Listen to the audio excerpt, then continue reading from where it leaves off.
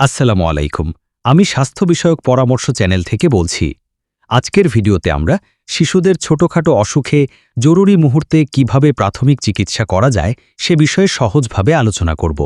প্রথমেই মনে রাখবেন, এই ভিডিওটি শুধুমাত্র শিক্ষামূলক উদ্দেশ্যে তৈরি। কোনো ওষুধ শুরু করার আগে অবশ্যই ডাক্তারের সাথে পরামর্শ করবেন। গরিব দর্শক, আপনি আমাদের ভিডিওটি কোথা থেকে দেখছেন? শহর থেকে নাকি গ্রাম থেকে? অবশ্যই কমেন্টে লিখে জানাতে ভুলবেন না। শিশুদের সাধারণ সমস্যার প্রাথমিক চিকিৎসা। ১. জ্বর হলে কি করবেন? জ্বর যদি ১০০ ডিগ্রি ফ্যারেনহাইটের বেশি হয় তাহলে ন্যাপা বা এস বা রেনোভা ড্রপ দিতে পারেন। হিসেব: ওজন গুণন ৩, যত ফোঁটা প্রতি ৬ ঘন্টা পরপর, প্রয়োজনে ৪ ঘন্টা পরও দিতে পারেন। আবার ওজন গুণন 0.২ = মিলি হিসেবেও সিরাপ খাওয়াতে পারেন, তবে ২৪ ঘন্টায় ৪ বারের বেশি দেবেন না।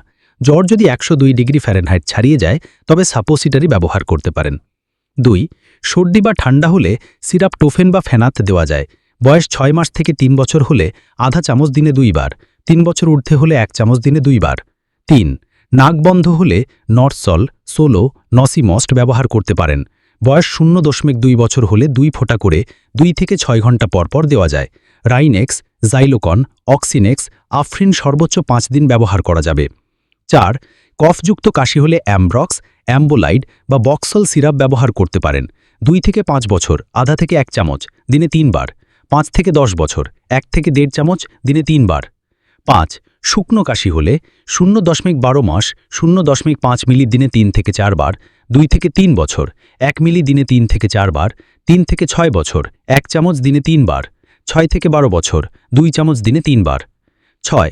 কোষ্ঠকাঠিন্য হলে সিরাপ সোপিল্যাক্স বা স্প্ল্যাক প্রতি ৪ কেজি ওজনে ১ মিলি হিসেব করে রাতে দেওয়া যাবে। ৭.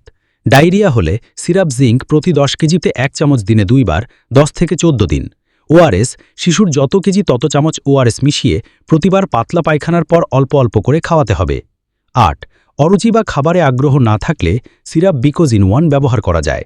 বয়স ০.১২ মাস আধা চামচ দিনে ১ বার, ১ বছর ঊর্ধ্বে ১ থেকে ২ চামচ দিনে ১ বার। প্রিয় দর্শক, শিশুদের ছোটখাটো সমস্যা হলে এই প্রাথমিক চিকিৎসা কাজে আসবে, তবে জটিলতা বেশি হলে দেরি না করে অবশ্যই নিকটস্থ ডাক্তারের কাছে নিয়ে যাবেন। আমাদের স্বাস্থ্য বিষয়ক পরামর্শ চ্যানেলের সাথে থাকার জন্য ধন্যবাদ। আপনি যদি ভিডিওটি উপকারী মনে করেন তাহলে লাইক, শেয়ার আর সাবস্ক্রাইব করতে ভুলবেন না।